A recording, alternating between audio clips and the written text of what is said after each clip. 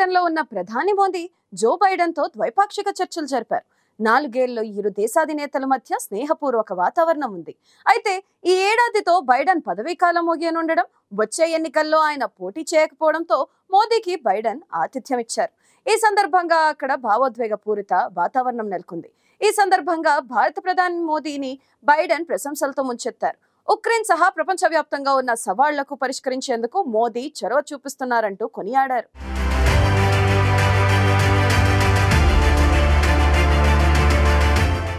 భారత ప్రధాని నరేంద్ర మోదీ అమెరికా పర్యటనలో భాగంగా ఆ దేశ అధ్యక్షుడు జో బైడెన్ తో సమావేశమయ్యారు. వాస్తవానికి క్వాడ్ సదస్సు భారత్లో జరగాల్సి ఉంది. కానీ ఈ ఏడాదితో జో బైడెన్ పదవీకాలం ముగియనుంది. అంతేకాక ఆయన వచ్చే ఎన్నికల రేసు నుంచి కూడా తప్పుకున్నారు. దీంతో ఈసారి క్వాడ్ సదస్సును బైడెన్ స్వస్థలం విల్మింగ్టన్ లో నిర్వహించారు. ఫిలడెల్ఫియా చేరుకున్న మోదీకి అమెరికాలో ఘన స్వాగతం లభించింది. అక్కడి నుంచి మోదీ వాషింగ్టన్ కు 175 కిలోమీటర్ల దూరంలో ఉన్న విల్మింగ్టన్ కు చేరుకున్నారు. తన స్వస్థలానికి వచ్చిన మోదీని బైడెన్ ఆత్మీయంగా ఆలింగనం చేసుకుని స్వాగతం పలికారు. ఆ తర్వాత ఇరు దేశ అధినేతలు పలు కీలక చర్చలు జరిపారు. ప్రధాని మోదీ ఇటీవల చేసిన ఉక్రెయిన్ పర్యటనపై బైడెన్ తో చర్చించారు. దీంతో యుద్ధ కల్లోలిత ఉక్రెయిన్ తో సహా ప్రపంచవ్యాప్త సవాళ్లకు పరిష్కారం విషయంలో భారత ప్రధాని నరేంద్ర మోదీ చూపిస్తున్న చొరవను అమెరికా అధ్యక్షుడు జో బైడెన్ కొనియాడారు. ఐక్యరాజ్యసమితి భద్రతా మండలిని సంస్కరించి భారత్కు శాశ్వత సభ్యత్వం కల్పించడం సహా అలాంటి సంస్థల్లో ఇండియా అభిప్రాయం ప్రతిఫలించేలా మార్పులు చేసేందుకు అమెరికా అండగా నిలుస్తుందని ప్రకటించారు. బైడెన్ మోదీ చర్చల సారాంశాన్ని భారత విదేశీ వ్యవహారాల శాఖ కార్యదర్శి విక్రమ్ మిశ్రీ వెల్లడించారు. ఉక్రెయిన్ ఉద్రిక్తత చల్లార్చడం సహా అనేక ముఖ్యమైన అంశాలపై వేర్వేరు వ్యక్తులతో భారత్ సంప్రదింపులు జరుపుతోందని చెప్పారు. యుద్ధం మొదలైనప్పటి నుంచి శాంతియుత పరిష్కారం వైపే భారత్ నిలుస్తోందని మోదీ ఈ సందర్భంగా తెలిపారు. సంక్షోభాన్ని కొలిక్కి తీసుకువచ్చేందుకు వ్యక్తిగతంగానూ తగినంత కృషి చేసేందుకు సిద్ధమని చెప్పారు.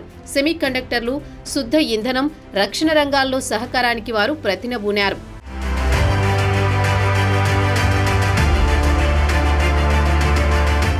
మరోవైపు ద్వైపాక్షిక అంశాలపై ఇరువురు నేతలు చర్చలు జరిపినా రష్యా ఉక్రెయిన్ యుద్ధం, ఇండో పసిఫిక్ ప్రాంతంలో పరిస్థితులు, చైనా ఆధిపత్య యత్నాలు వంటివి ప్రస్తావనకు వచ్చాయి. ఈ సందర్భంగా ప్రపంచ వేదికలపై భారత్ చొరవపై బైడెన్ అత్యంత సంతృప్తితో అభినందనలు తెలిపారు. G20, క్వాడ్ వంటి కూటముల ద్వారా సుసంపన్నమైన ఇండో పసిఫిక్ ప్రాంతం కోసం ఎలాంటి దాపరికం లేని రీతిలో భారత్ పోషిస్తున్న పాత్రను బైడెన్ కొనియాడారు. పోలాండ్, ఉక్రెయిన్లలో మోదీ పర్యటించి శాంతి సందేశం ఇవ్వడాన్ని, ఉక్రెయిన్కు మానవతా సాయం అందించడాన్ని బైడెన్ అభినందించారు. మాస్కో, కీవ్లలో చేసిన పర్యటనపై బైడెన్కు మోదీ వివరించినట్లు తెలుస్తోంది. ఉక్రెయిన్ విషయంలో భారత్ ఏమైనా శాంతి ప్రతిపాదన చేసిందా అనే ప్రశ్నకు మిశ్రీ సమాధానమిస్తూ అనేక రకాల మధ్యవర్తులతో సంప్రదింపులు కొనసాగుతున్నాయని చెప్పారు. సెమీ కండక్టర్ల తయారీ విభాగం ఏర్పాటు, దేశ భద్రత, తదుపరి తరం టెలికమ్యూనికేషన్లు, హరిత ఇంధన అనువర్తనాలపైన మోదీ, బైడెన్ చర్చించుకున్నారు.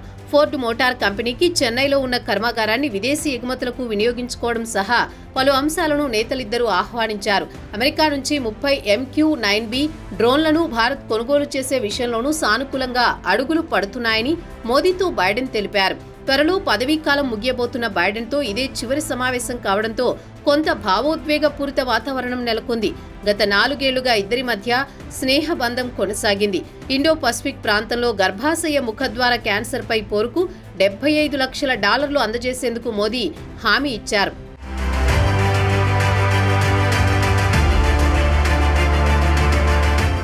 ఇక వీరిద్దరి భేటీ అనంతరం చర్చలపై సంతోషం వ్యక్తం చేస్తూ అటు బైడెన్, ఇటు మోదీ ఇద్దరూ ఎక్స్ వేదికగా స్పందించారు. భారత్తో అమెరికా భాగస్వామ్యం ఎంతో బలమైనది, సన్నిహితమైనదని బైడెన్ అన్నారు. తాను, మోదీ ఎప్పుడు కలిసి కూర్చున్నా సరికొత్త రంగాల్లో సహకారానికి ప్రయత్నిస్తుంటామని, ఈ రోజు కూడా అదే జరిగిందంటూ ఎక్స్లో బైడెన్ పోస్ట్ చేశారు. ఇక పరస్పర ప్రయోజనకర అంశాల్లో భాగస్వామ్యాన్ని పరిపుష్టం చేసుకునే దిశగా చర్చలు ఎంతో ఫలప్రదంగా సాగాయని మోదీ అన్నారు.